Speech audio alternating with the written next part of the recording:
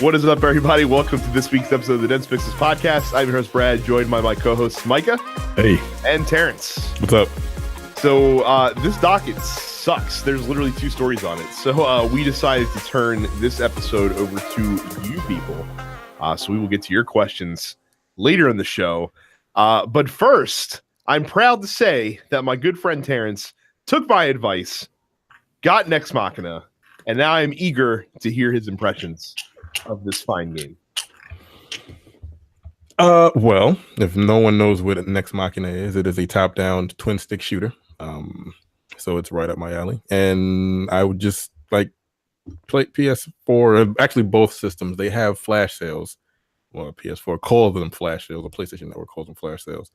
And I was like, fuck it, I'm gonna go ahead and just look to see what's on there one Saturday. And it was on sale for like $6.99. I'm like, okay, fuck it, I'll go ahead and pick it up.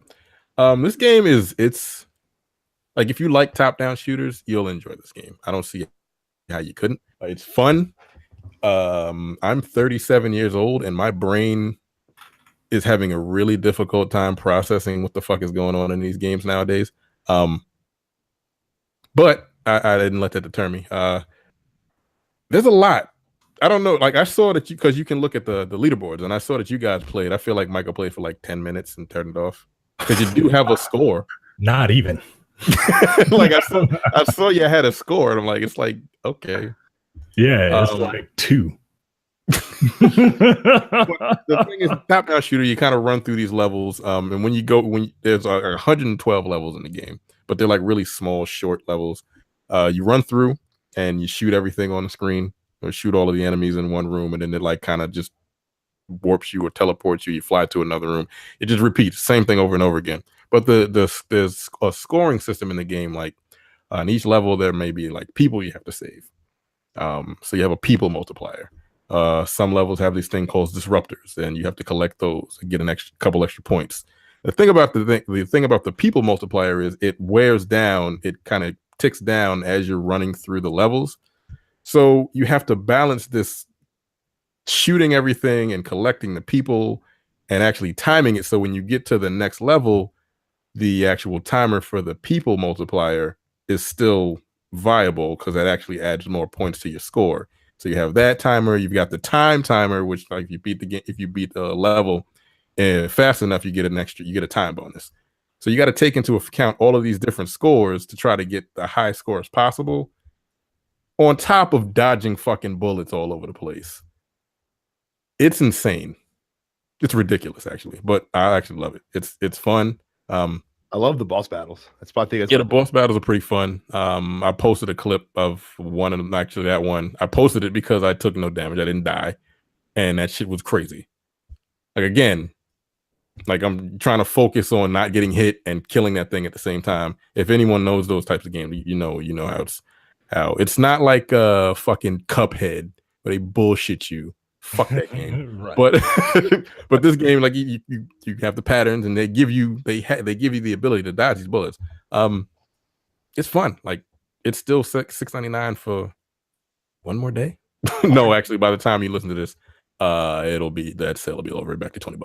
Are you capable of? I saw that clip, and I'm very impressed with it. So I figured Terrence must have the dexterity after seeing that to be able to pat his head and rub his stomach at the same time. Can you do that? Yeah.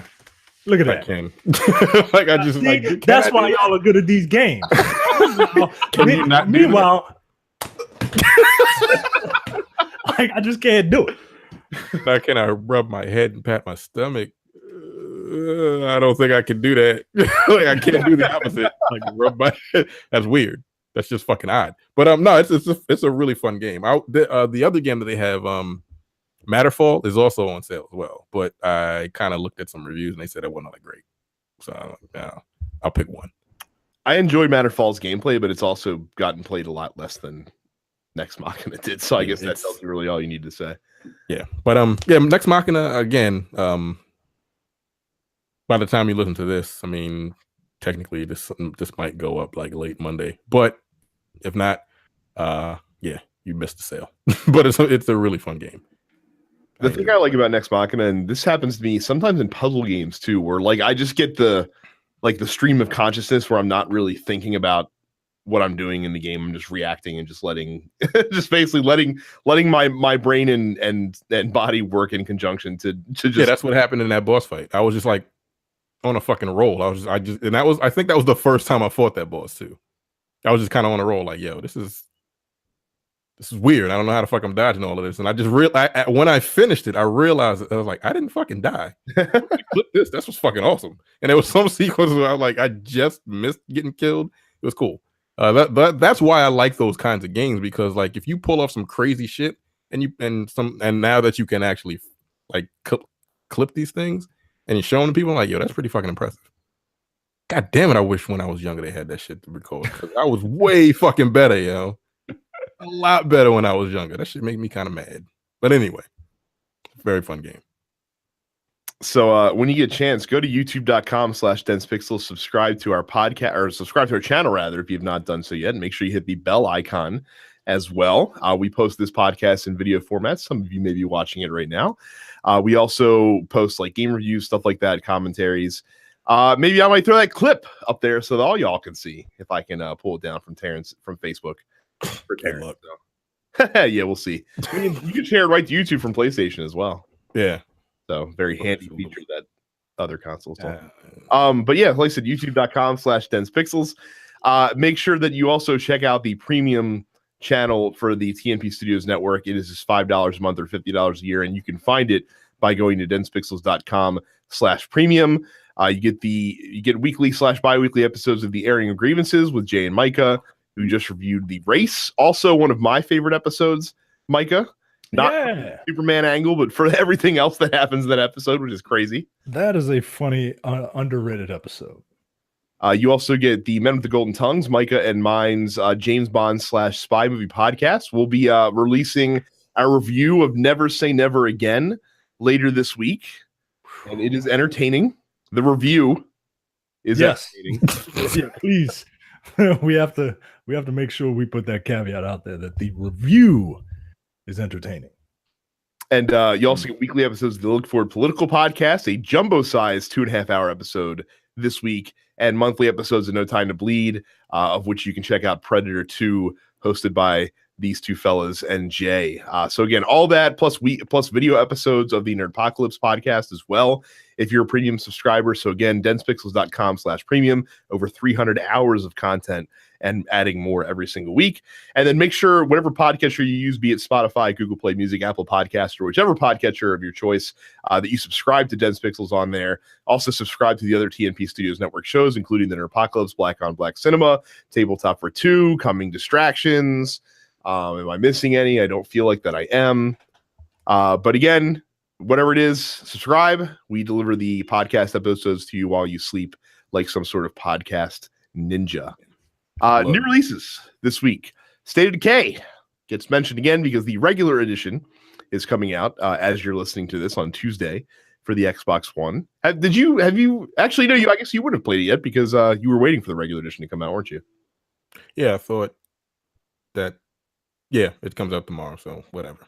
Okay, well, I guess you'll have impressions next week. The reviews so far have not been good. So I've seen mixed reviews. I think it has like a 60-something on Metacritic right now, which is not ideal. Big three. Hey, games are banking on, right?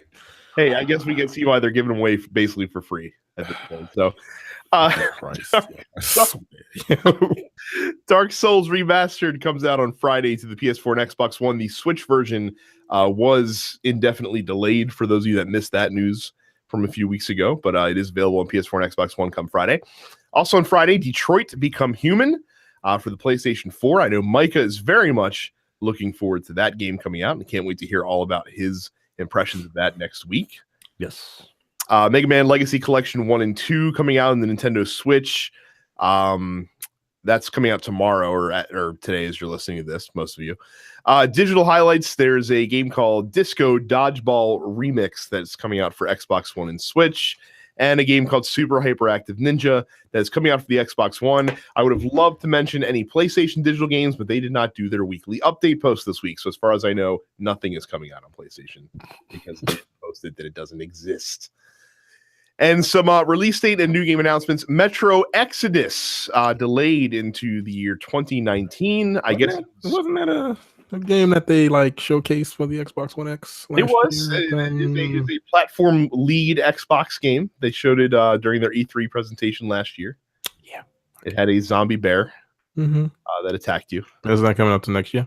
I didn't even realize it was supposed to come out this year, but apparently it's supposed to come out this year. Now it's been formally delayed into fiscal year 2019, so they say.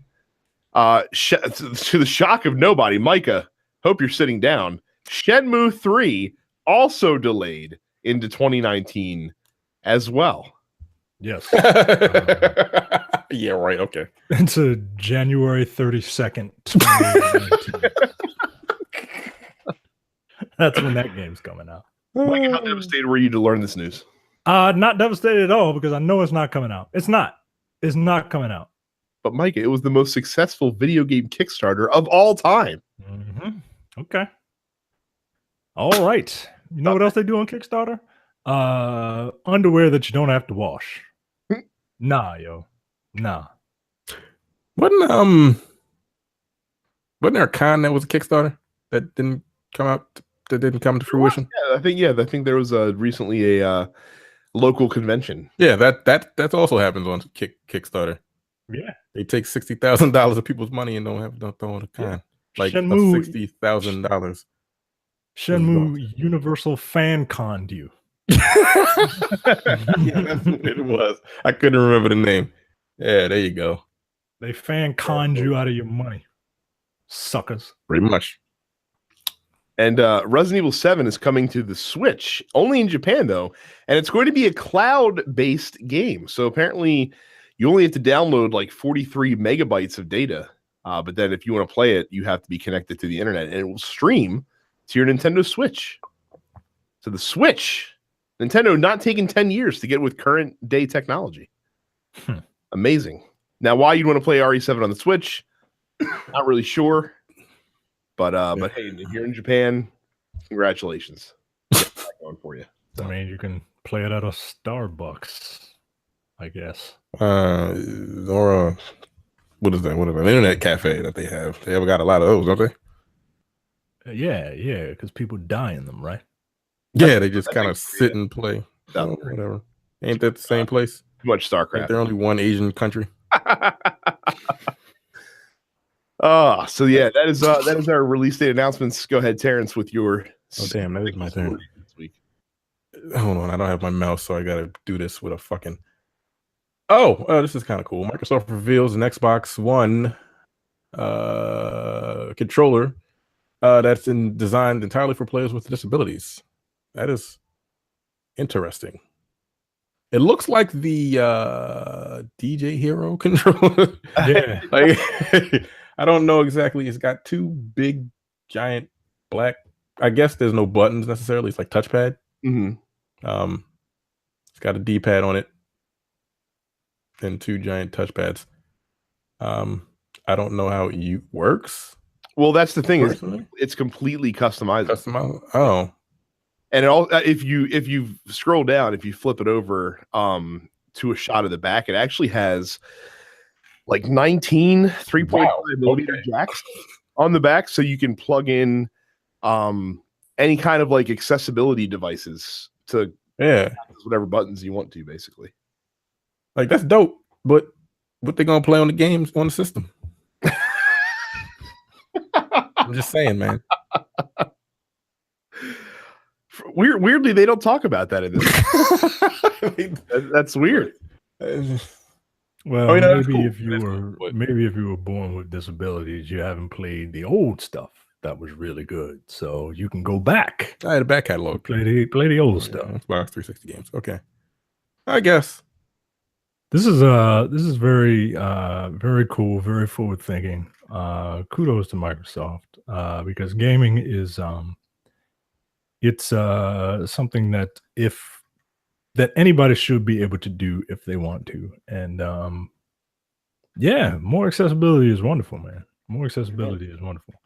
I wish that they were able to access some good games, but I think the most impressive part about this is that the fact that it's only $100. wow, really? Yeah, that they're not charging an arm and a leg for it, which is Good. Good on them. Good on them, man.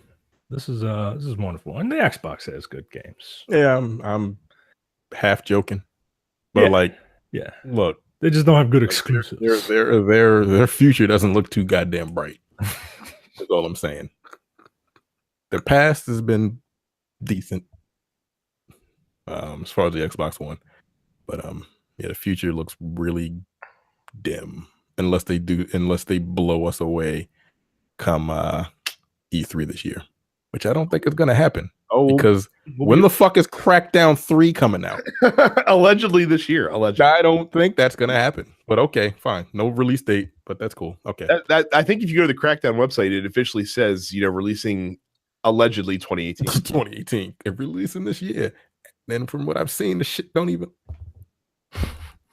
Like I said, we're gonna be doing predictions probably next week. So or maybe the week after. But yeah, so we'll be able to predict what Microsoft is going to do at E3. It's gonna be exciting. It's gonna be something. The accessibility controller, that's awesome. Good again, good job, Microsoft. Just wish you put that thought to fucking games. I'm done. That's all I got. That's all I got for headlines. Well, densepixels.com/Amazon is where you can go to help contribute to the Dense Pixels podcast. It's so easy. All you have to do is type in that web address, go to Amazon.com, sign into your Amazon account, buy something, and the Dense Pixels podcast gets a small percentage of that sale. You paid the same low price, but we get some money to help pay for hosting fees, equipment, things that we use to keep the podcast running. Thank you for all you guys that use the Amazon link. I know there's a lot of choices out there when it comes to those, and we always appreciate anyone that uses ours on a regular basis. Again, that's densepixels.com/Amazon. Help support your favorite video game podcast by using our Amazon link. So,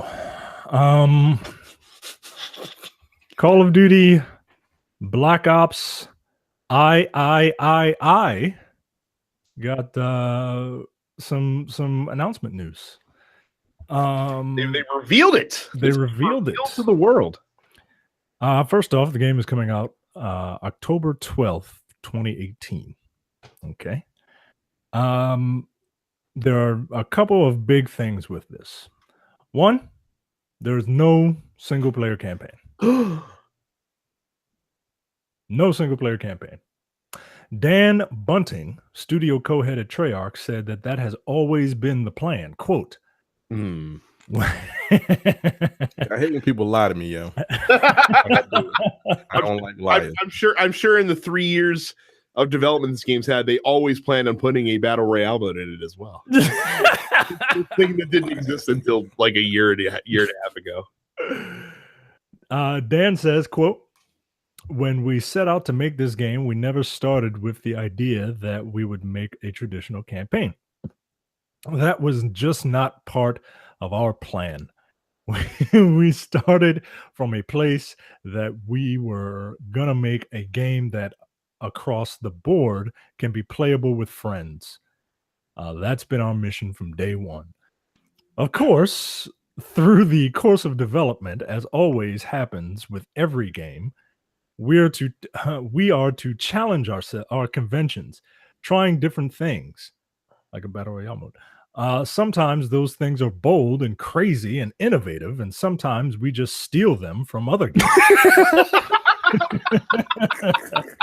As development goes on through, you're always pushing the best ideas forward.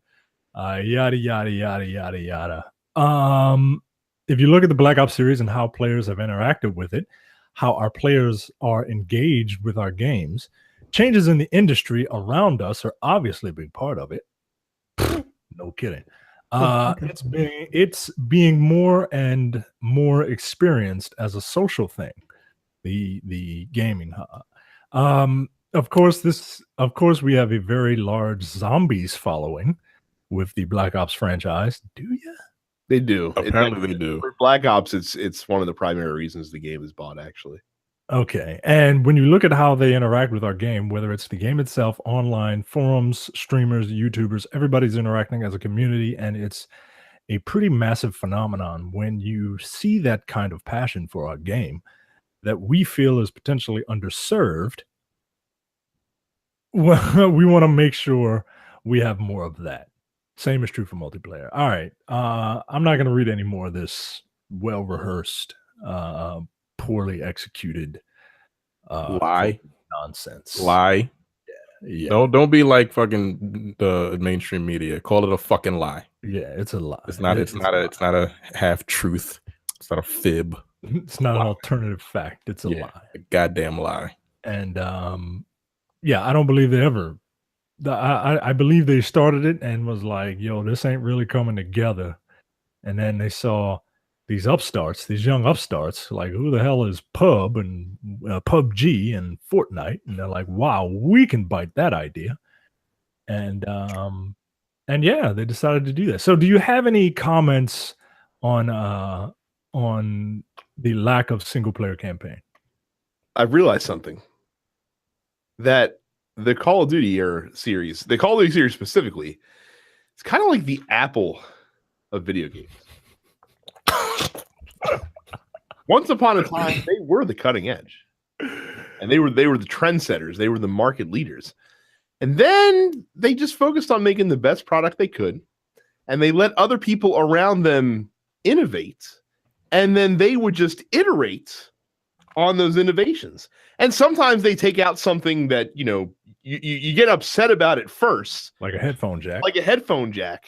Or a single player campaign. But then you don't really miss it because technology has moved forward so that you don't miss these, old stuck in the past things. So occasionally they'll be the first ones to take the lead on that kind of stuff. But for the most part, they put out a great product. They're the most popular kid on the block, but they leave the innovation to their competitors. And then once it's a proven concept, once it's something that says, okay, this works, but now we have to put the Call of Duty magic, for lack of a better term, inside of this innovation, and we'll iterate on it, and we'll act like we're the first ones to ever do it before. They're basically the Apple of the gaming universe. I mean, I cannot think of a more apt analogy. Like, you're 100% right. And it is look, it was bound to happen, right? It was bound to happen. You got to just rip that Band-Aid off and maybe in one of those map packs they'll release some job-ass campaign that you can pay for if you want to. I doubt it, but yeah, this has been the future of Call of Duty, and quite frankly, I don't know why. They have 2 studios working on this thing. 3. They have 3 studios working on this series. They come out every year, and they're every other year is the from the same studio. So every third year. Every third year, that's right, because they have 3 studios. What is it? It's Sledgehammer, Treyarch, and who? Infinity Ward still. Are you sure? I'm not. So why don't 1 year be a very heavily campaign-focused, Wolfenstein-esque Call of Duty? 1 year you have this, which is just whatever, right? You keep pumping those out, and then I don't even know what you do for the 3rd year. Stop making the game. Take a break. Yeah. Take a break. I'm surprised people are not fucking Call of Duty fatigued yet. Like, it's been 10 years. I mean, the series itself has been like 15, right? It came out in like 2004 or some shit like that. But like Call of Duty Modern Warfare, that came out in 2008, right? Mm-hmm. Been 10 straight years. 2007, actually. Was it? Yeah. 11 straight years of this series, never taking a break. They don't really innovate, like you said. They just kind of pick and choose from other series. and people still buy it, man. I mean, people still play. Like there were people that still played the campaign mode. I don't at this point. Fuck it, whatever. No, you don't need it. But like, I don't want to pay $60 for the game if you're going to take that out. And they're going to put a Battle Royale mode in there, and we'll get into that. But like every other game that has a Battle Royale mode is free. So, but you're getting everything else included, whatever the fuck. Anyway. But hey, Terrence, there are millions of people out there who buy the new iPhone every single year, despite the fact that it's only a little bit different. Those people are fucking lunatics. I wish I had that kind of disposable income. I really did. I really do, because that would be great if I could afford a new iPhone every goddamn year. Yeah. Yeah. Okay. So they showed the only gameplay they showed was from the multiplayer mode. The multiplayer trailer is a lot of sound and fury, signifying not much. It's just Call of Duty. It looks like fucking special. Yeah, it looks like Call of Duty. They said that they were going to take a more boots on the ground approach. That's what they did last year. Right. This doesn't look. I mean, boots on the ground. I guess that means no vehicles in multiplayer. No jetpacks and shit. They took like the wall running and jetpacks and shit out. All right, but all this future stuff is still in this trailer. Yeah, still like jumping around like a bunch of goddamn monkeys. So I don't see like boots on the ground. I mean, you don't really jump a lot, but that's fine. Certain characters from previous Black Ops games will return to feature in the multiplayer suite. For what? There ain't no story. Who gives a fuck? You remember those classic characters like Ice Cube.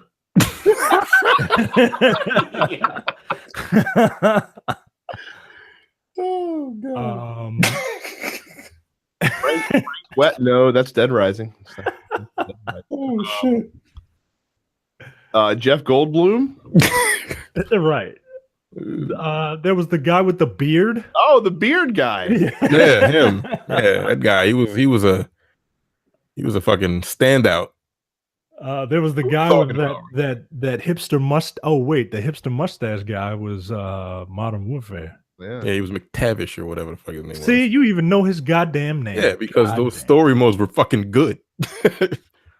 Or Tavish or Soap. It was Soap and like McTavish. Yep. Those are the two main characters, right? No, I think Soap McTavish is one guy. Is that his name? Are you sure? Because I think the guy you're thinking of is Captain Price. Yes, Price. Captain yeah, that's Price. it. So did you play McTavish? You did, yeah. Okay. Soap. Because you were the FNG, as they say. Black Ops 4 will also feature gameplay tweaks like giving each weapon its own set of attachments. And using that you can probably purchase to make them look more customizable from like microtransactions, because this is Activision after all. And using a predictive recoil pattern for guns, so that what the fuck does that mean? So that they each fire the same way every time you use them. So they're homogenizing the weapons.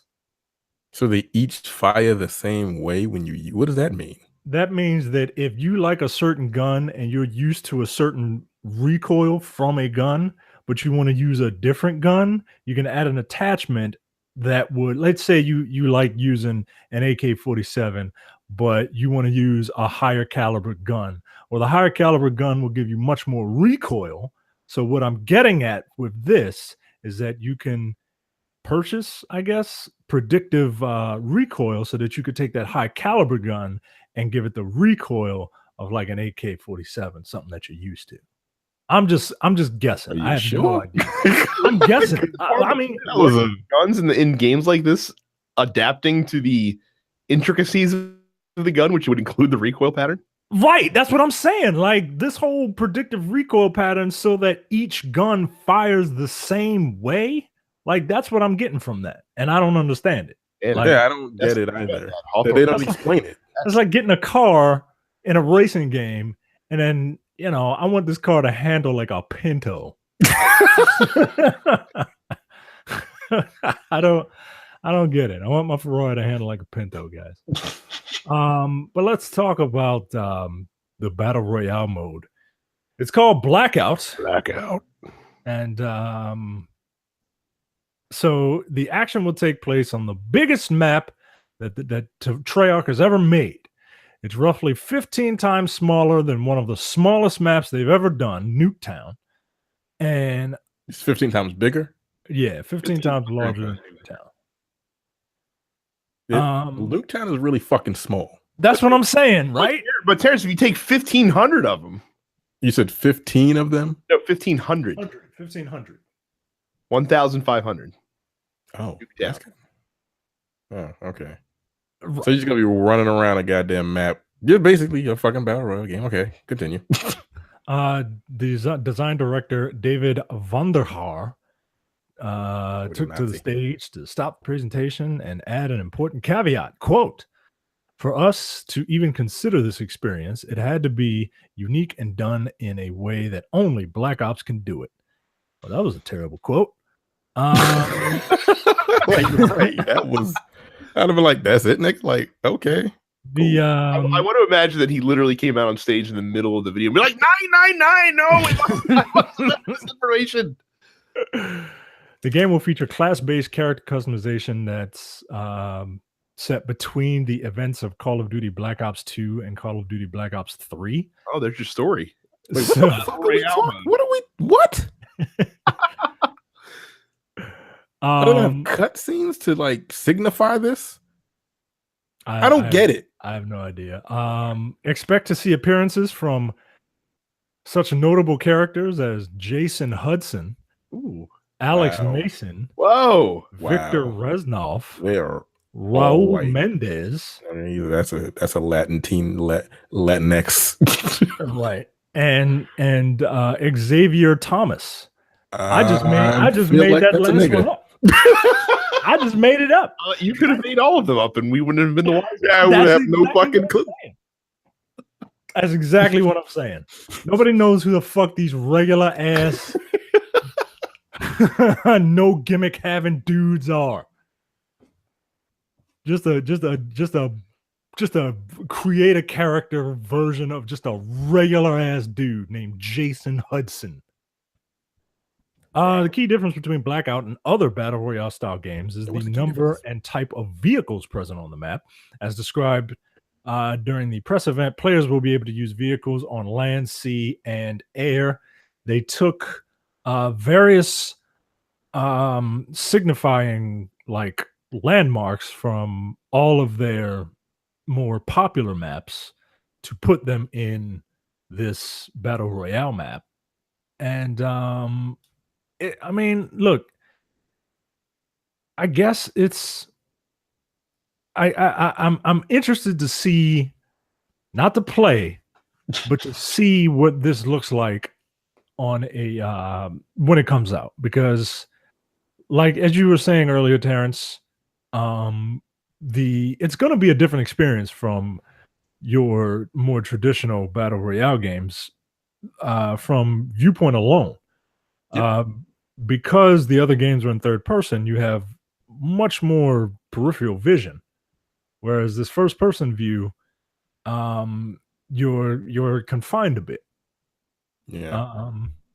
So I guess people can like really sneak up on you and stuff like that. I haven't played one of these games, but I have to assume that camping is prevalent.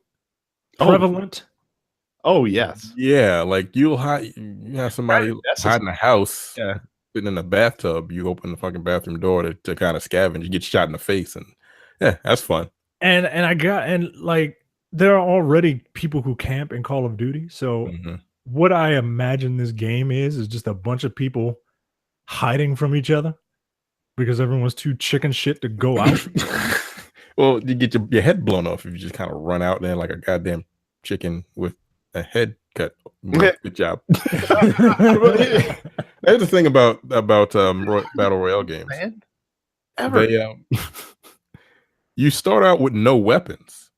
Like the way those games are all designed. Well, the ones that you start off in a map, wherever you drop down where you want to drop down in, and you don't have a weapon. You have to run around to find one. Now, some spots are hotter than others. You'll end up running around and be in a spot with like 15 people because they know where that weapon is or they know where those weapons are. And then a gunfight just starts in that area. It'll just break out in that area, and 3 or 4 people might die within 30 seconds of the game. Are you going to start out with weapons in this? I don't know. You have to run around, and then they have vehicles. What kind of vehicles are we talking about? Because the vehicles in the other games or in PUBG are for conveyance only. I mean, you can run people over, but they don't have guns and shit on them. I think these would be unfair. I think these might have like guns and stuff on them. Like, well, that's maybe like if you get, maybe they might be like kill streaks rewards. You know what I mean? A treat for someone. And then I have to imagine that a couple will be just for conveyance only, because if they're touting that this thing is that big, you got to be able to get around, right? So it could be just that. I don't know. But they made a big deal about saying that you can get around on land, sea, and air. Right. So you just fly around in helicopters? That's what has me thinking that you might be able to attack someone from the air. Like, there's an attack chopper here in this trailer, and there's a guy sitting on. So this trailer is a concept trailer, right? There's an attack chopper flying around a building because there's a big vertical building in it. There's another helicopter following that one with a player sitting in the doorway with a gun. So I'm assuming that you can have someone. Yeah, you can do that in PUBG. Okay. Why would you do that if it's every man for themselves? Oh, they're teams. You can have teams also. Okay. I'm ignorant to all of this. But my thing is, like, if you're gonna have those kinds of tanks, like say you have like what do they call those things? An APC? I don't know. ATV? Like is right. You're right. Yeah. But it has like guns on it. You're at a huge advantage in a battle royale mode because it's one and done in those. Hasn't Call of Duty always been a game of rich getting richer? Because kill streaks are rewarded for the better you do. Yeah, the better you do, but like you come back in Call of Duty. True. Battle Royale games, you get you die, and that's it. So like if somebody's running around a fucking truck with guns on it, what the fuck are you supposed to do on foot? Like, that doesn't add up to me. Like, no, that's the whole reason why they don't have vehicles. Underwater vehicle is because like that would be an incredibly unfair advantage. Like I said, you can have people shooting out of the windows in PUBG, and you can run people over, but like you can't have like a tank just rolling around. Well, they might not. They might not have tanks, but I'm just saying, like they're talking about vehicles and shit like that, like helicopters and sea. Which okay, fine, whatever. Like I don't know. Jet skis, whatever. I mean, next week we have to deal with this week is going to be Battlefield V's reveal. I swear to God, if that has a goddamn battle royale mode in there, I believe you mean Battlefield Royale. Shut up. Because technically, those maps are already huge. Like they're already battle royale size maps to begin with. The fucking Battlefield, because they're gigantic. So I don't know, but yeah, this just seems. Well, we are again. We're speculating. They're just biting off everybody else because this is the big thing. I think it's going to crash and burn. I honestly think their battle royale mode is going to be like, what the fuck is this bullshit? You think people are too ingrained? Like I haven't played Call of Duty multiplayer in a while, and I don't even know why I'm asking you guys because I know y'all haven't played in a while. But yeah, I can't remember if there is like a knockout mode in Call of Duty where it's like one and done. Yeah, life to live. It's like hardcore mode. All right, so like your team has one life. Once you die, that's the end of the match. There's no like respawning basically. Yeah, pretty much. So it's theoretically, it's not as if that wasn't there before, and now it's just on a bigger map. I'm very curious to see what this turns out as. And if fans take to it. Yeah, and the other thing is like you have healing items and shit like that in the other games. I don't know. I'm assuming they're not going to have regenerating health.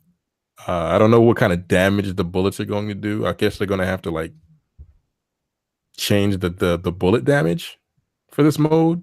I don't think so. The only thing that I'm curious about is because I feel like they're not going to do this and it still doesn't feel like Call of Duty. I mean, we're joking about them biting off of PUBG and Fortnite. I don't think they're just going to make the Treyarch version of PUBG and Fortnite. I think they're going to make a battle royale and put their spin on it, right? Like Call of Duty. So I don't think Call of Duty is conducive to that type of gameplay.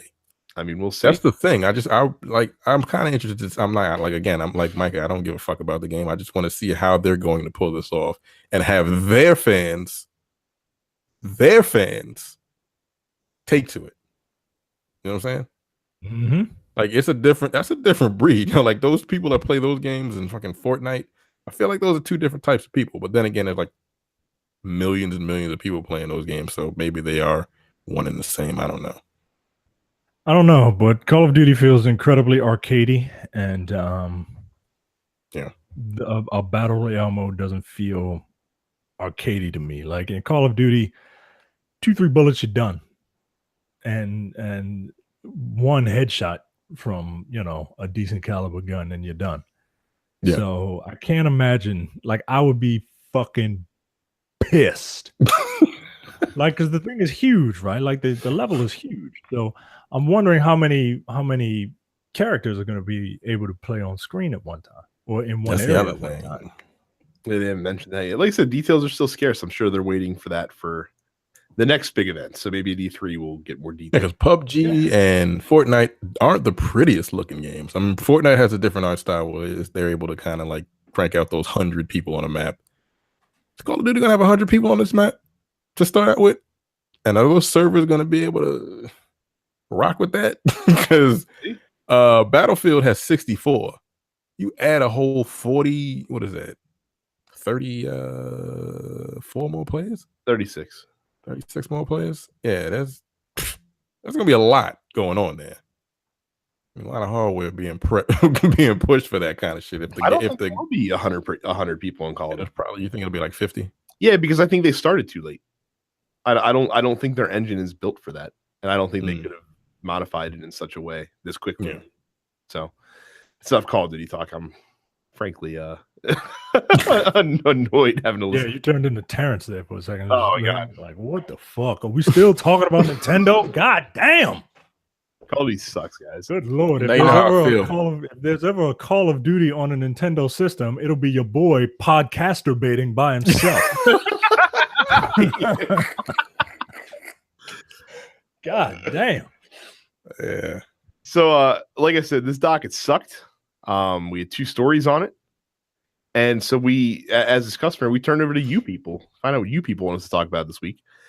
Carrie says, tell us about your favorite old school video game boss music. Anything from Castlevania, the entire series. Because all the music in Castlevania is great. Yeah, but not the boss music. I know, like I don't like boss music. I don't remember boss music. I don't think any boss music is actually. That's not true. What's good? What's better? What boss music is better than the main theme of the game? Dancing Mad. Well, look, Final Fantasy. I mean, everything. Like I wanted to say Dancing Mad. That's the only that's the correct answer. Because I don't even know what that is. It's the final boss music from Final Fantasy VI. It's basically a 4-movement symphony, and it's beautiful. Does that mean? I'm not cultured, guys. It's a huge, long orchestral composition that has 4 distinct like parts to it that all repeat in sequence because the boss battle takes like an hour and a half to do the entire thing. So you sure it's just not that boss music is ingrained in your brain because it took so long to beat him? It's an awesome. Or is it just? It's actually really good. Like it's like if you were to say One Winged Angel, then yeah, that music is just ingrained into you that you just think it's the best, but it's not. Right? Like it's not. It just. I don't remember boss music, so I can't answer this question. Boss music is tough for me to remember. I usually like main themes of games or certain, themes of games.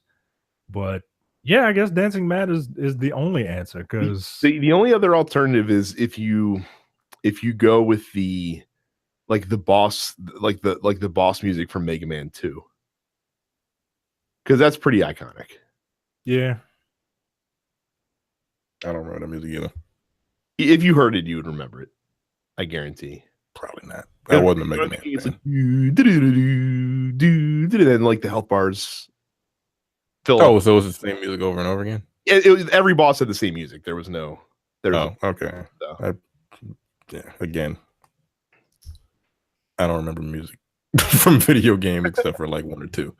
By the way, weird tangent about this as it happens. So today, I don't know why. Oh, you know why? Because I was listening to Airing Grievances, and Mike had talked about how he has the Superman, fanfare on his workout playlist for the last little bit because of how the song is. So I happened to. I was like, I want to listen. Micah has me in the mood to listen to this now, so I queued it up while I was at work and listened to it. And then I found another video that basically had, hey, here are 5 uplifting movie themes done in a minor key. And now I'm convinced that every single Japanese music composer that did video games during the 8 and 16-bit eras just took popular songs and scored them in a minor key to make dungeon music in Japanese RPG. Because if you listen to Chariots of Fire in like a minor key, it sounds like it could be like a video game, like RPG dungeon music from the 16-bit era. It's frankly incredible. So if you want to find a fun rabbit hole to fall down one day, search for popular songs in minor keys on YouTube. Isn't like the theme from Top Gun like a variant? Like Ken's theme is like from Street Fighter is like a variant on Top Gun or something like that. It's clearly inspired by it. It's not close enough to call it a variant, but it's definitely like you can tell it's easily inspired by Top Gun. Which is weird because you think if anyone's theme was going to be inspired by Top Gun, it'd be fucking Guile's, right? Weirdly enough, but yeah. So, Dancing Mad is the correct answer. Mega Man 2 for me is a close second. So. Cam says, Brad, you're welcome for the Money in the Bank spot. I expect the same kind of assistance in my fight against Bobby Lashley. Bobby Lashley has also pulled off the incredible feat of looking exactly the same for 15. Yeah, it's called being black and not cracking. He also has like a thumb head, basically. He's got he looks like a bag of milk duds. Like just put together in human form, right? Like if you open a bag of milk duds and you just make a body out of them, with just like the head, and then you got 2 milk duds for the shoulders, and then like 2 milk duds for the body, and then like a bunch of milk duds for the arms and legs. That's what Bobby Lashley looks like. A big fucking milk dud. He's fucking huge. He is huge. It's like frightening. He asked for our thoughts on the allegedly billion-dollar broadcasting deal that Fox has made for SmackDown over 5 years. I don't watch SmackDown, so I don't fucking care. But I mean, like, you're not blown away by the price though. $1 billion. $1 billion is nothing anymore, right? Like, no, it's still something. For broadcast, I hear shit price of one show, it's still pretty fucking significant. Well, I hear billion all the time now. Like, they bought this company for $4 billion, or this nigga got $164 billion. I'm like, whatever, yo. My numbers just don't mean shit to me anymore. I mean, but you have to put that into perspective, right? Like the guy who runs Amazon and the Washington Post and Whole Foods and everything else related to ease of online, accessibility. Like that guy, yeah, I imagine that guy has $116 billion. I imagine that the Walt Disney Corporation can buy Marvel for $4 billion. I cannot imagine 20th Century Fox spending $1 billion on SmackDown. Context, by the way, $1 billion is how much NBC paid the Premier League in their last rights agreement for 6 years of broadcasting rights for the entire Premier League. Right. On NBC. Well, Fox is not good with money, right? So, put it in even greater context, ESPN, if I recall, I don't remember how, I think it was a 10-year agreement, but they paid the NFL $3 billion for Monday Night Football over 10 years. Right. This is... How many years is this deal supposed to be? And this is supposed to be this is like speculating. It's right. This is not the actual, we don't know, right? Enough people are reporting it that you can probably say you're probably pretty close at least. It's gonna be on Fox. Oh, like, they're not paying that kind of money and putting it on a cable channel. It'll be on broadcast Fox for sure. Yeah, but for $1 billion, and what time slot? That's what the people Tuesday night SmackDown. I see. The rumors are they're going to move it back to Friday. What are you doing? Again, Fox don't know what the fuck they're doing with anything. And hey Fox, densepixels.com/premium. And the other rumor is they're going to extend it to 3 hours, which nobody needs. No one is going to be home to watch 3 hours of SmackDown on Fox on Friday night. That's the dumbest fucking thing I've heard all week. Well, the week just started. Being as it's on Fox, of course, the SmackDown is generally considered the better of the two brands right now, and it'll probably have like a really hardcore following, and it'll be awesome, but they'll cancel it like 2 years in. They'll be like, it's not working out. Yeah, they put it on the slot where if it's going to be Friday, where shows go to die. Like that's where they put their Friday shows on when no one gives a fuck about them. Things have changed so much since when we were kids. Right? Yeah, maybe that's the play, right? Maybe that's the play is to appeal to a younger audience. Kids ain't doing nothing on Friday night, right? I don't know. I don't know what kids do now. I have no idea.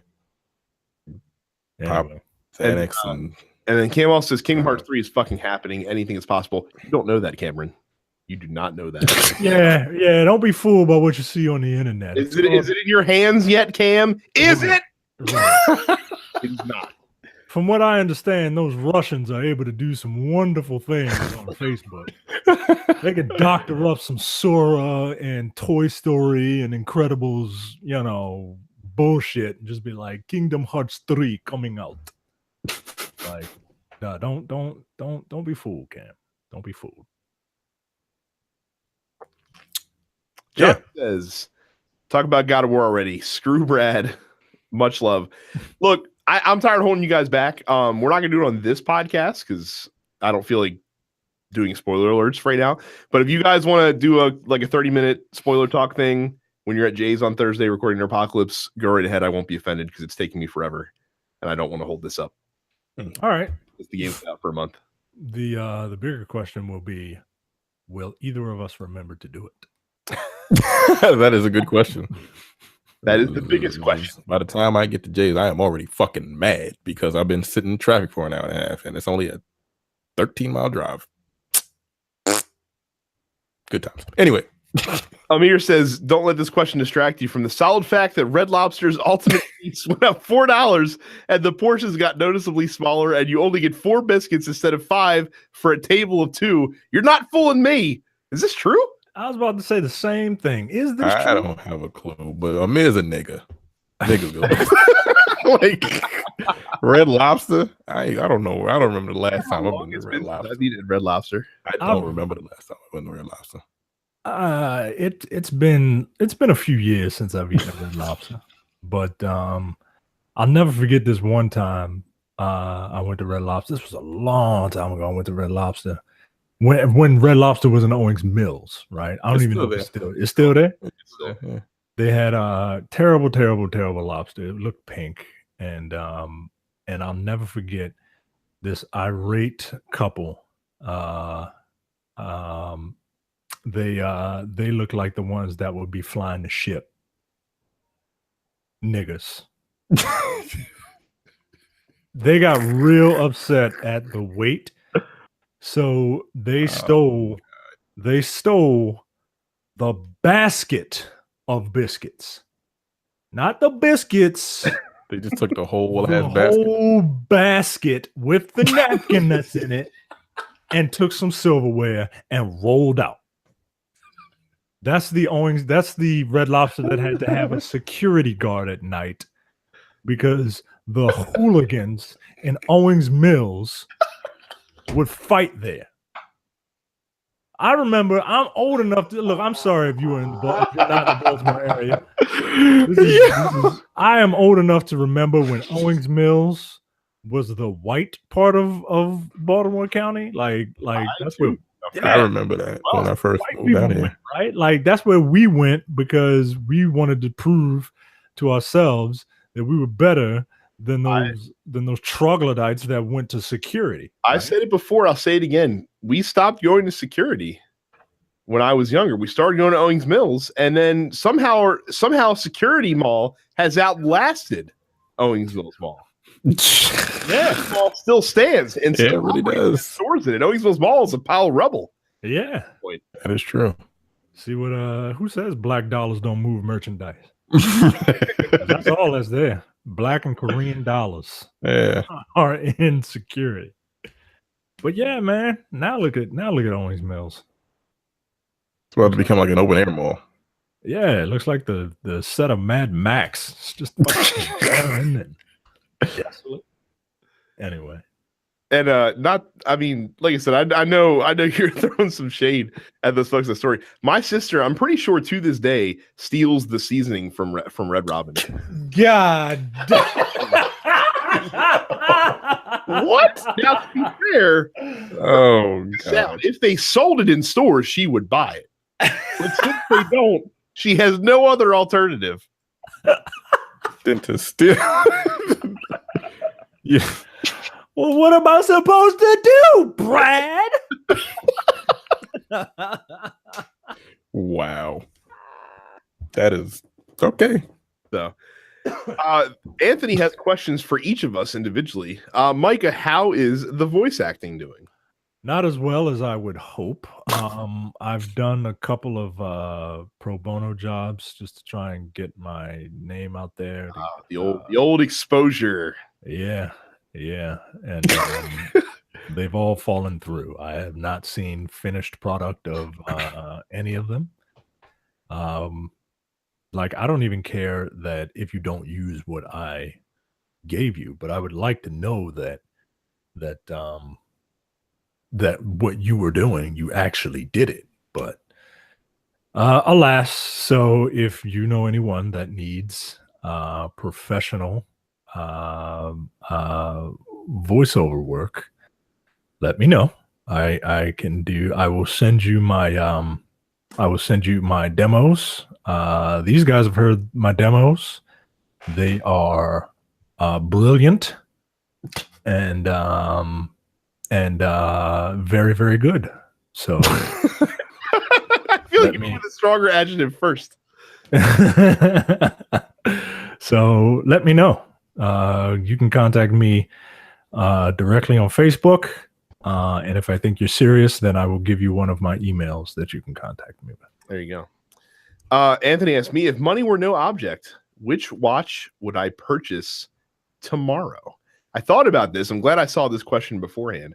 If money were no object, I would probably buy a Rolex Paul Newman Daytona, which is a 60s style chronograph watch with a panda dial, meaning it's a white dial, and then the chronograph subdials are black, which is typically the opposite of what most chronographs are. The reason it's called the Paul Newman chronograph is because he famously owned a Rolex Daytona.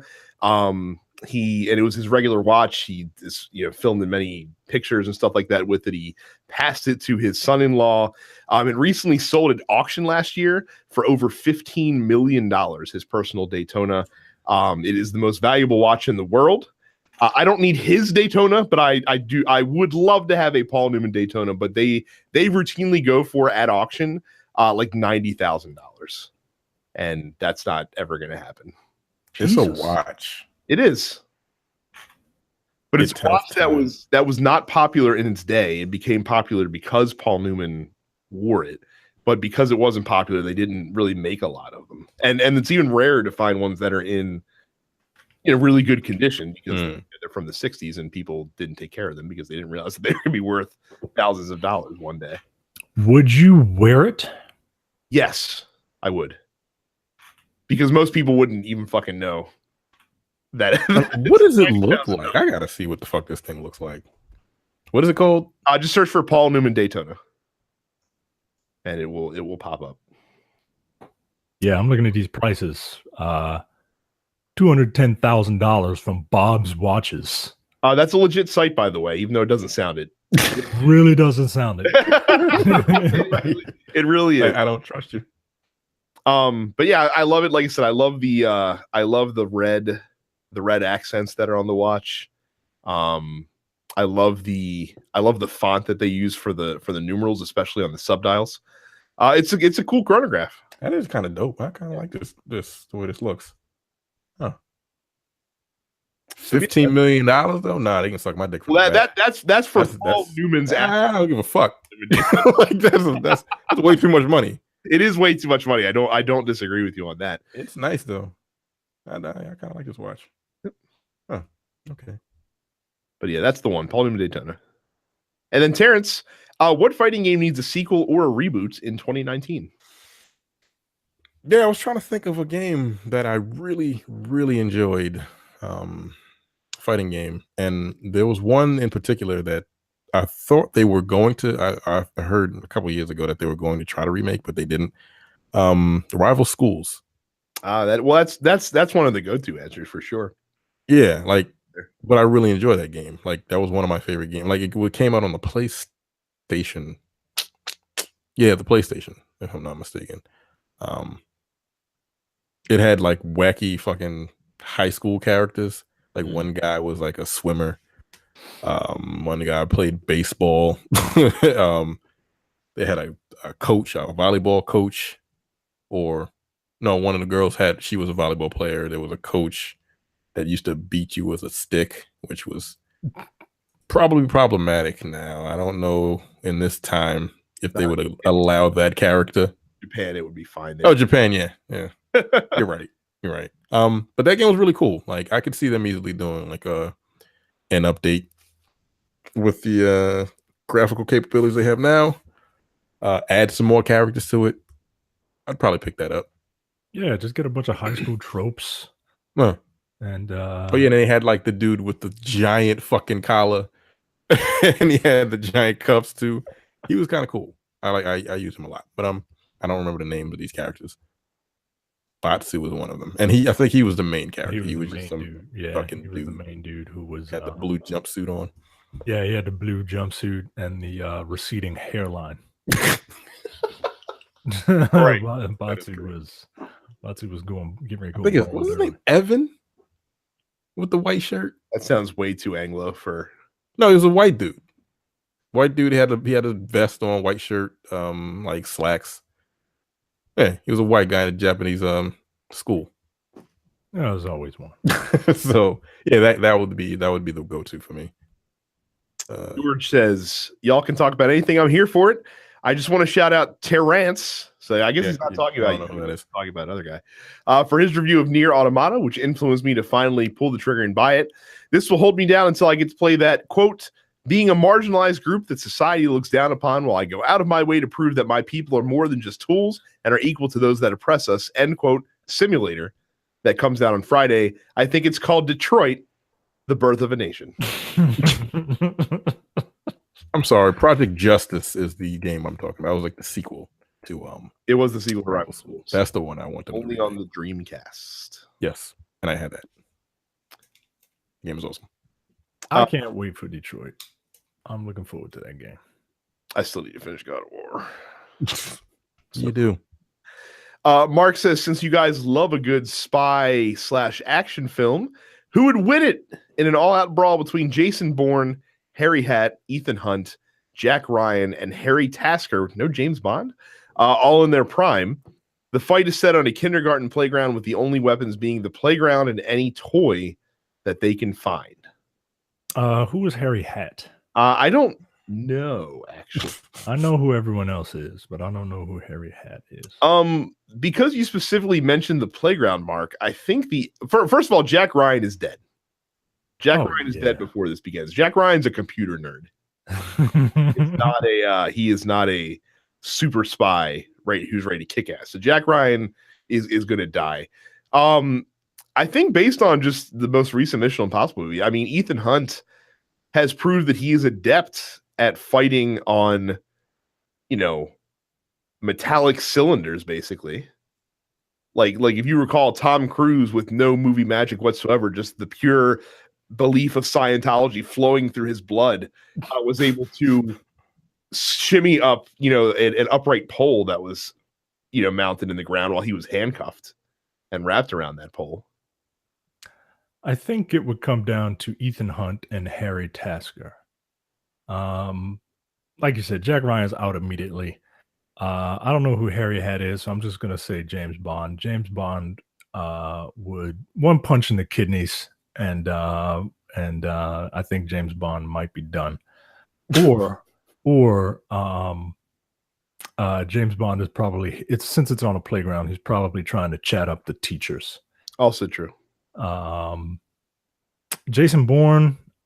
Jason Bourne can fight, but everything that's special about him came from a pill, as per the Bourne movie with Hawkeye in it. And so I got to imagine it's down to Ethan Hunt and Harry Tasker. And True Lies is amazing. It just is. But I think that Ethan Hunt has the experience. And he's more resourceful, I think. Yeah, I think he is a lot more resourceful.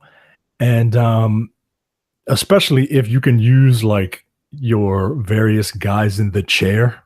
Like Ethan Hunt's got like 4 of them. Like Benji, what's going on? And Arby's guy, give me an Arby's so I can power up. I forgot his name. Has Big Rave's really been reduced to Arby's guy? Wow. He would be so sad. So yes, I think Ethan Hunt might take it. Terrence, do you have an opinion on this at all? I don't know who half these people are. Fair enough. Ethan Hunt. There you go. Ethan Hunt. I think Ethan Hunt is the correct answer. Yeah. Carrie comes back, says, what's your biggest video game disappointment? Now, Johnny posts a disgustingly photoshopped picture of me that you can find as the cover photo on the Dense Pixels group page, of me in a Guy Fieri thing and holding a copy of No Man's Sky. How dare you think that No Man's Sky would be considered a disappointment by me, Johnny? I was perfectly appointed by No Man's Sky. Like I said, the game could have been better, but certainly I did not hate it as much as everybody else did, because people are insane. So that's not my video game disappointment. Okay. So what's your real answer? I don't know. I can't think of it. Well, No Man's Sky it is. Because I'm not. You can't come up with something else. Yeah, there you go. Mine is any Fable game. Any Fable game, I have been just kind of let down by. Like I'm stupid. I'm an idiot. I bought into what that guy was selling because he has an English accent, and I'm easily swayed because I'm stupid. But any Fable game was just a big bowl of to me. Biggest game disappointment. I guess Xbox One. God damn. As a whole right now. It's letting me down. As a video game, right? As a system. My biggest, if we're gonna go with abstract concepts, then my biggest video game is the one that continues to like Sonic the Hedgehog. Oh damn! Sonic the Hedgehog is a fine game. God damn it! You're gonna say Ouya. Actually, that's not a bad one. Yeah, Not a bad one. that happened. It did. Mark says, what video game character do you think each person in the Nerdpocalypse cinematic universe could easily replace?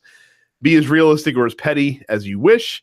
And then how many episodes of Airing Grievances should it take premium members to realize that Terrence is most likely right about being the nicest guy in the group? His guess is 7. Look. Terrence then replies with a typo. He meant to say, I'm mean. Nah, I said what I said.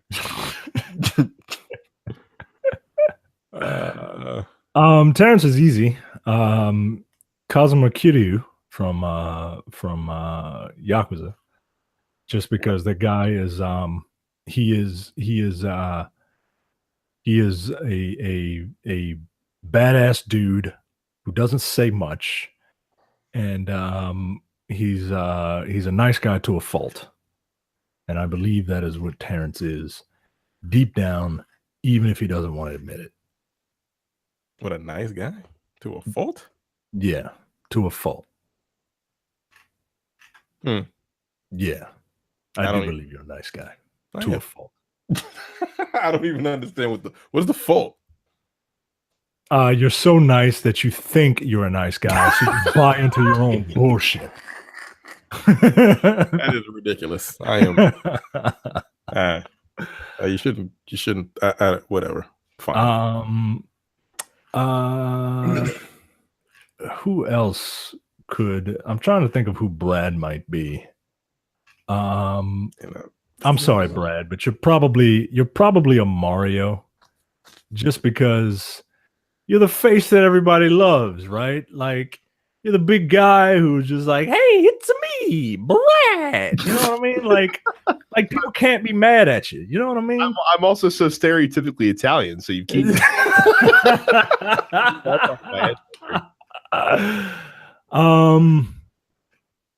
I mean, who could be? I'm trying to think who Carrie could be. But I'm drawing a blank. I would be. Who the hell would I be? I like to think of myself as a male Commander Shepard. With a better voice and rugged good looks. I got Jay would be, if I'm Commander Shepard, Jay would be Garrus, this weird alien looking thing, but he's really cool. Garrus is not arrogant enough for no. I don't know.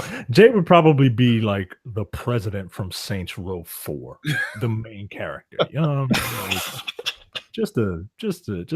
Just confident for no reason.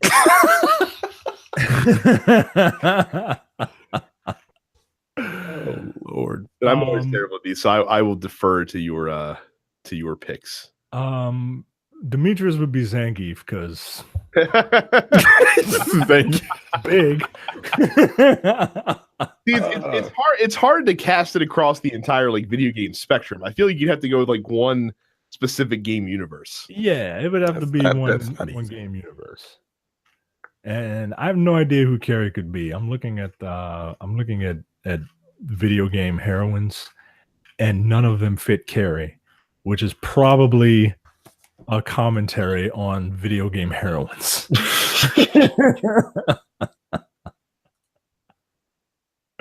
So I'm just gonna default and say Samus Aran, because that's the only respectful answer I can give. She'll be upset and say Princess Daisy. Her favorite Nintendo character. Terrell wants us not to forget that Terrence has posted more videos from his PlayStation than he ever has from his Xbox, and he bought a PS4 Pro to enhance the PlayStation experience as it was meant to be played. And he also asked how Nex Machina is. Well, we talked about that earlier in the episode. It's easier. It is easier. One button, and then you just pick a menu option. That's it. Johnny says, outside of John Cena or any other real life person, which guest character would you like to see show up in the new Smash Brothers? I don't play Smash Brothers, so I don't give a fuck. I mean, you don't have any character that you No. would want to see beat I've never Mario? I've never played Smash Brothers. Man, that is a cop out ass answer. Me. Aside from real life characters, Oh, Dante. Or I he was was in I was gonna say Dante. Yep. Was he in that, or was he in that other game? Oh, he was in that was in PlayStation Battle Royale. Yeah, Dante, whatever. It was that fake Dante. No, that was No. you know that was that weird American Dante. I want goofball Japanese Dante. Or Oh, that's right. They're coming out with another Devil May Cry. I forgot about that. Mhm. I think that's gonna be debuted at E3. Maybe I have no idea. low key, but they might do it. Yeah, I want to see that. Capcom is pricking the bed. Yeah. Anyway, yeah, Dante. I don't care. That's it. That's all I got. Batman. Why the fuck not? You know? Yeah, why not? Batman. Doctor Doom. No, you know what? You know what? Like a real answer, Spider-Man. I would love to see Spider-Man. Like if Spider-Man's falling off the platform, you just thwip a web. I feel like that'll be his save. I feel like that'd be unfair in Smash. I feel like you only have a certain amount of charges that you can, certain amount of like webbing that you can do, and then you run out of webbing. Like you can do it maybe twice, and then that's it.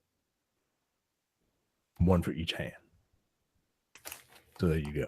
Yeah, that's fine. Terrell, I gotta know. how come the host of Dense Pixels has been ducking me in Street Fighter Arcade Edition since? Because Terrell, that game was an incomplete shite game when it first. That's a bullshit. And I haven't gotten a chance to play that much since then. So. Okay. Yeah. That's why. Right. I haven't played. That's why. Either. That's why. That's why. I don't believe you. It takes 10 minutes to just jump in like 3-4 games. Right? I don't believe you. I need to practice. I don't duck people. I don't even have a game and I would play them. If I had it. Got to practice You're first. gonna buy it? No. Previously. So. Absolutely. Absolutely. Yeah. And I no longer have it. There's a reason for that. Leonardo says, what is your favorite super move from any video game? Jesus Christ, that's some. Yeah, you gotta narrow these down, man. So I'm gonna narrow it down to Street Fighter, and I like the Akuma's Raging Demon. It's not much on Flash. I mean, it is, but it isn't.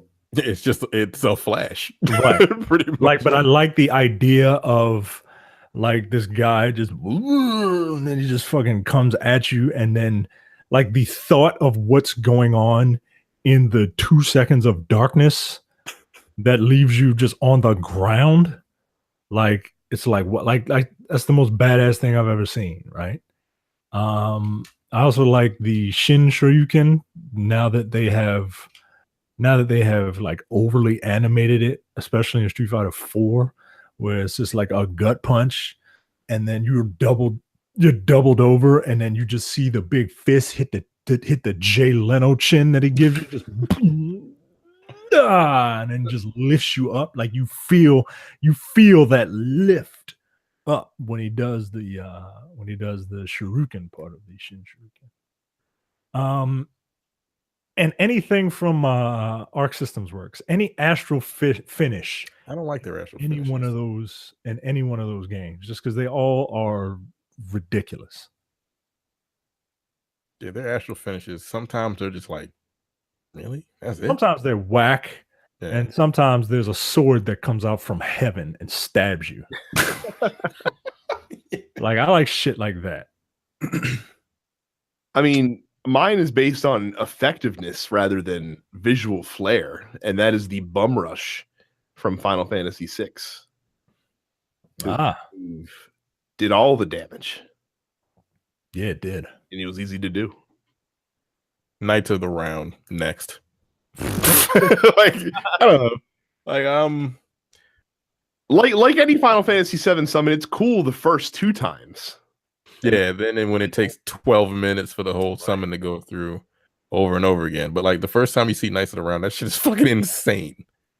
It's crazy. And then you had to work your ass off just to get the goddamn thing. So yeah.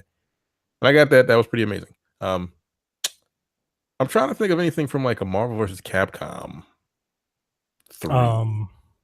Like level 3s. Deadpool breaks the fourth wall, pulls the health bar down. Yeah, that's bashes you with it. that was pretty badass. What else was in there? I like beam supers also. Like anything Iron Man does. Yeah, like Iron Man's level 3 when he just his level 3 is pretty cool. Exposes himself to you, just like, look at my titties, bam, and just fucking shoots you with his fucking arc reactor milk. Ew. Gross. Yeah, I don't really.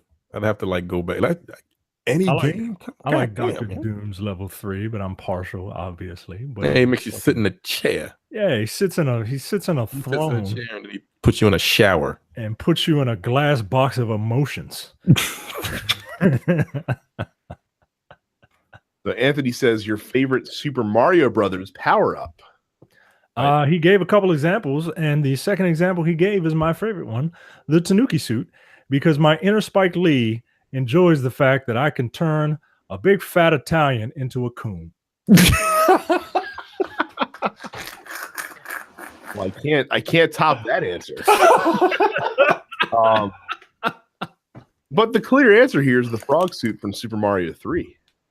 The Super Mario 3 has some ridiculously difficult water levels, and the frog suit makes them damn easy. Oh yes, 7-2 is the bane of my existence in Super Mario 3. That's the automatically scrolling water level, if you recall. I do not. 3. Yeah, I do remember that. And that frog suit, correct me if I'm wrong, the frog suit basically made it just that you can move anywhere in any direction and you won't sink.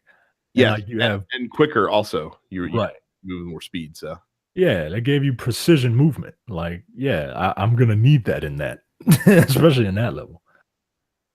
I don't remember Super Mario 3.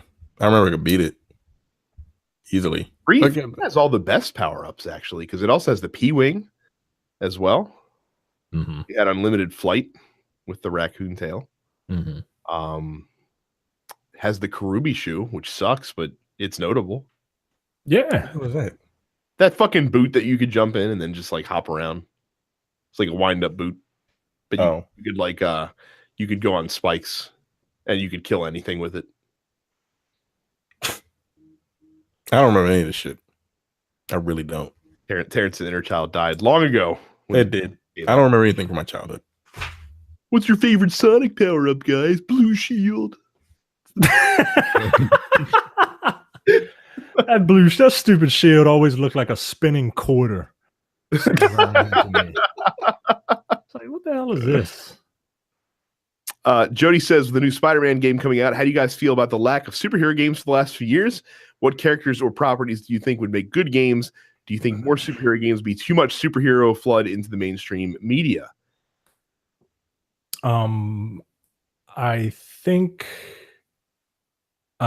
think the lack of superhero games is that people can't grasp how to do their powers in a way that A, doesn't make you completely invincible, or B, is interesting. I feel like there's a Superman game that can be made. I just have no idea how to make it. Right. Like, and the Superman game that was based on the Brandon Routh movie had an interesting concept. They're like, okay, well, he's Superman, so he can't really die, but Superman, the people rely on Superman, and they had a meter that represented people's faith in Superman, and if people's faith in Superman fell to the point where it was 0, then you lose because they don't believe in you anymore, I guess, or whatever. Like it was basically the city was your health bar. Yeah. Like, I think that was an interesting idea, just kind of poorly executed. And the final boss, if I'm not mistaken, was a tornado or some shit like that. Yeah, something stupid, man. Like they don't embrace the comic book nature of these games, right? Because most of them are either based off of movies, which they're kind of limited to that, or Yeah. they just, they don't really embrace it. Like, you got to embrace the silliness. Like, that's why those Arkham games are great, right? Like, they're simple to play. They embrace the wackiness, right? Like, there's a plant lady in it, for God's sakes. You can do that with Superman. I feel like the DC properties, a little more so than the Marvel properties, are better for making games. Because I think that their power sets are so wildly imaginative. Like Green Lantern, his power set is like very unique, right? Like, you can make anything, but then they don't make anything, right? Like, hey, I'm the Green Lantern. I'm just gonna make a gun to shoot the enemies. But, like, come on, man. Like, use your imagination. Whereas some of the Marvel games, like Captain America. You remember that Captain America game based on the first Avenger? There's just a guy walking around hitting people. I mean, that's the thing. Like, I don't remember that game at all. That's why it's a good thing that there aren't more superhero games, though, because the problem is we kept getting too many games based off of the superhero movies that were coming out, and those are typically horrendous. Right. Which is why and the interesting thing is, like, video games have characters that have their movesets already. Right. Like, it's kind of like you would just be slapping like a Captain America skin on a very strong white dude. Well, and that's why that has a shield. I'm interested to see whatever the Avengers game is that Square's working on, or what that Crystal Dynamics is working on specifically. Right, I forgot about that. I don't know what that's going to be. Because I think the game that did like superhero team ups the best was probably Ultimate Alliance. Yeah, so and that's like a very RPG specific style of game. Yeah. So, well, we'll see what I like. So the Avengers thing should be what you're looking forward to, probably, because we have no idea what Rocksteady's even working on right now. So, Sam, I like the cut of Sam's jib. I'm just gonna say before I read this question. And he says, speculate why Sonic the Hedgehog and Star Fox have endured as franchises despite an absence of good games. Hashtag it's cuz furries. Look, like we said, nostalgia is a hell of a drug. And that's why. I think Sam answered it in the hashtag. Also true. Because people want to fuck Sonic the Hedgehog and Fox McCloud. I think that's it.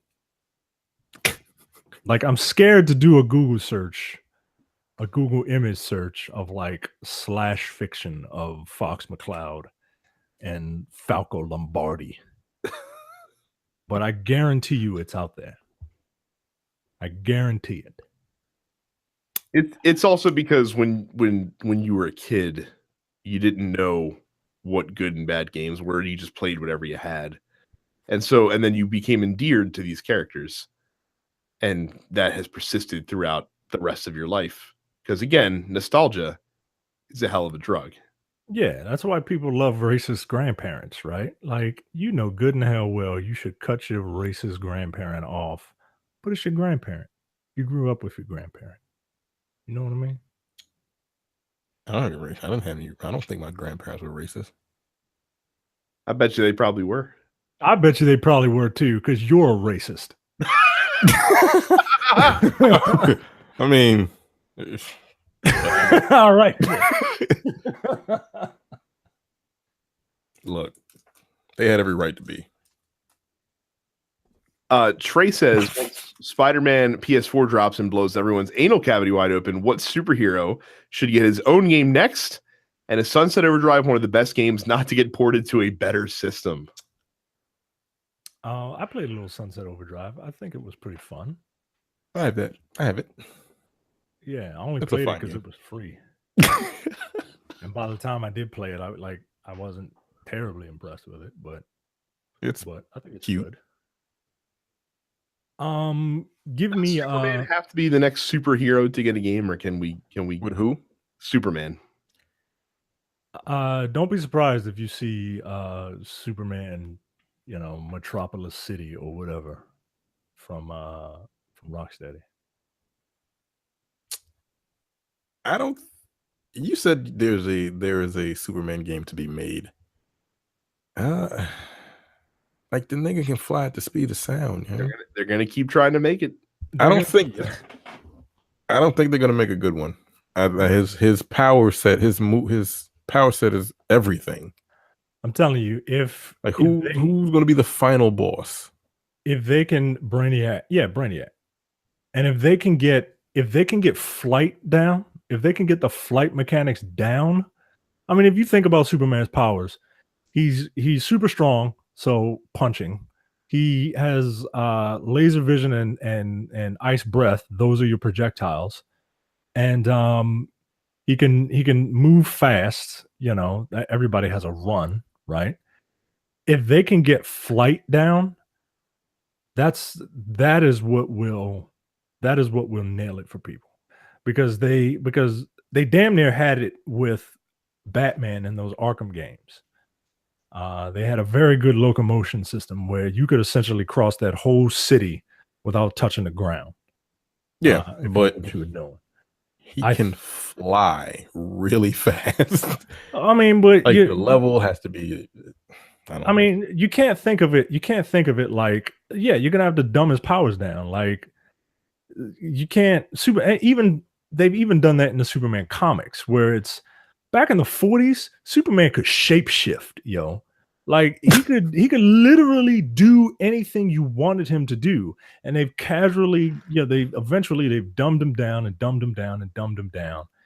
And like there was one point where Superman has this power where he can like set off a small nuclear explosion with all the yellow energy of the sun stored in him.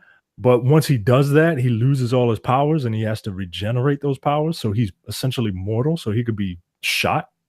Like because they have to do drastic things like that.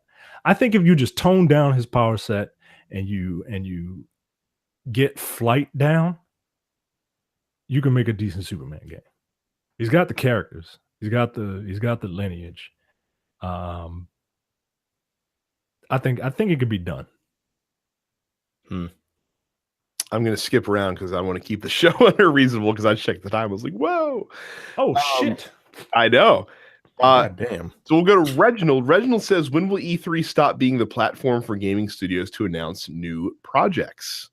I don't know that it is the platform anymore that they announce new projects, because a lot of times, especially the bigger companies now, do it on their own stage whenever they want to. We saw the Call of Duty reveal. Rockstar does whatever the fuck they want, whenever the fuck they want. I'll see. I'm trying to think of other examples. I mean, EA has Battlefield reveal this week, apart from E3 as well. I think outside of the first party platform holders, you don't see it as much as you used to anymore.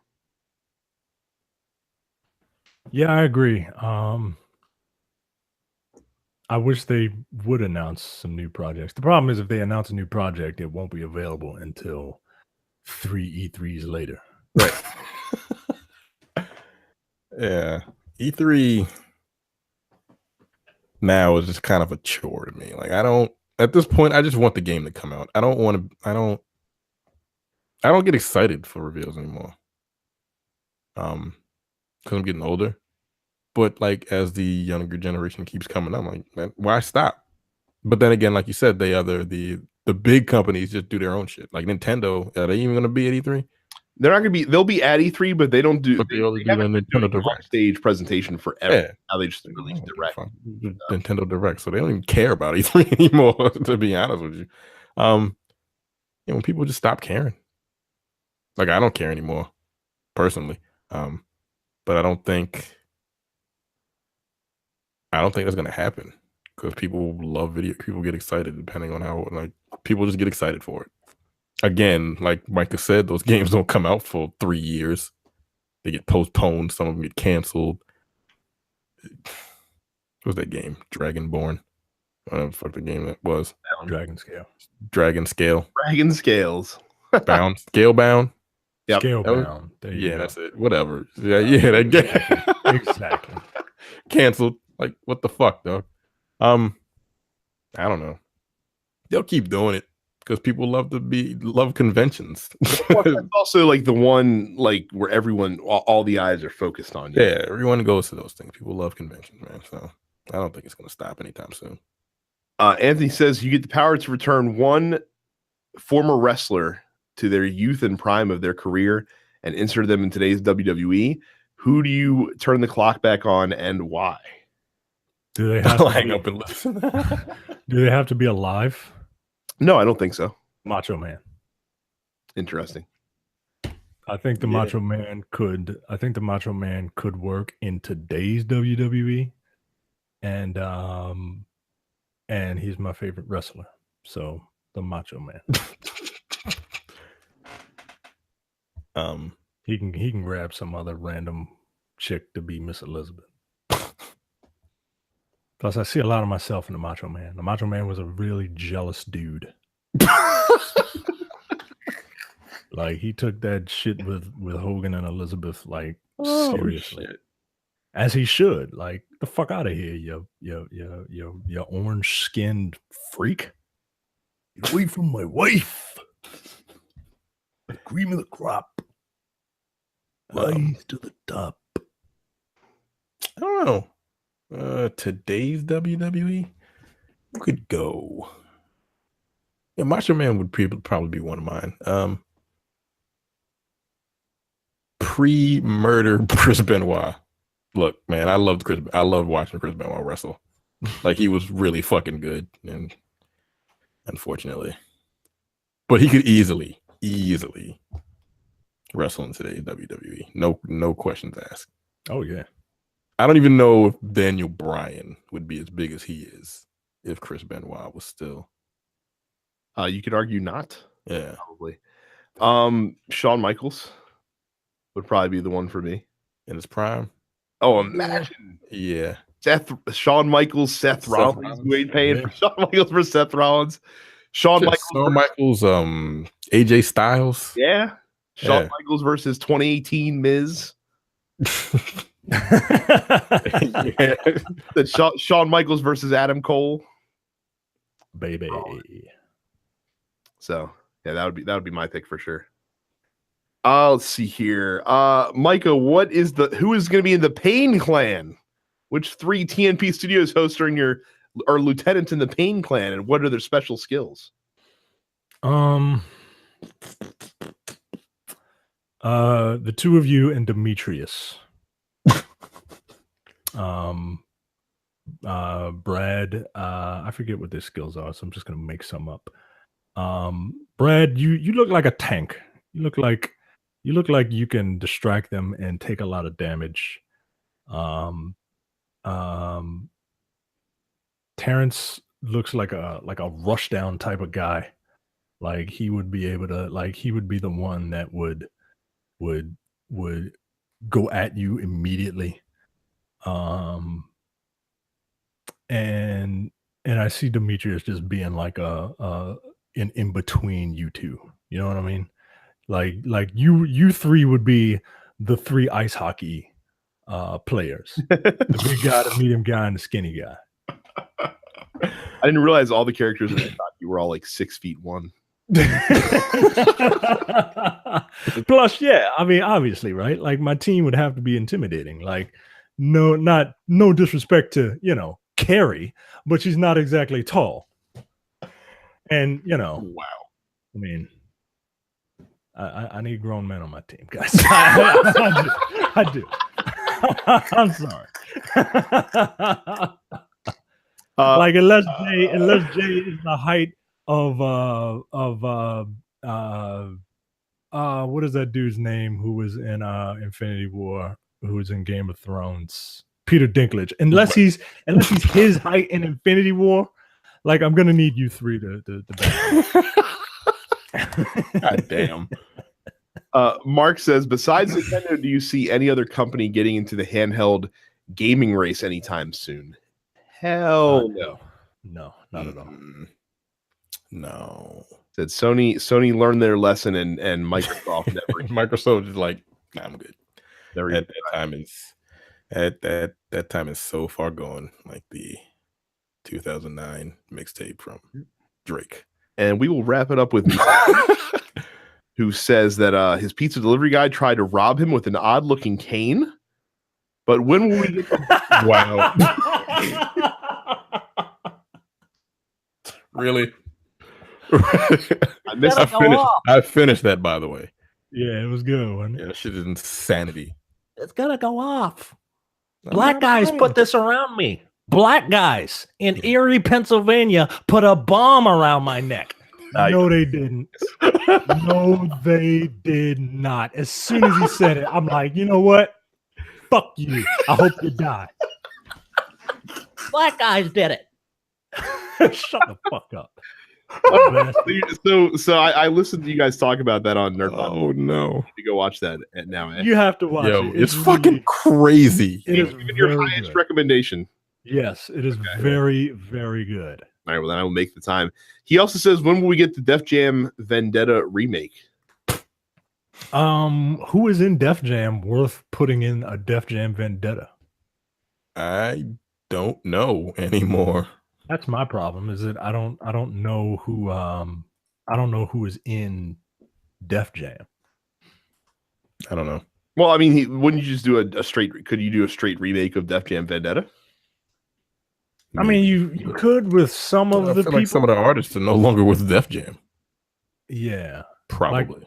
Like I'm looking at Def Jam recording artists. All right, Justin Bieber would be in it. He would. He just would. Rihanna would be in it. Kanye West would demand to be in it. Jay-Z, Rick Ross, Lady Gaga, I guess. Jay-Z. Yeah. DMX is still with Iggy Azalea. Basically, anybody that I don't like, and then like two people I do like, so that I can use one of those two people to beat up everybody else. There you go.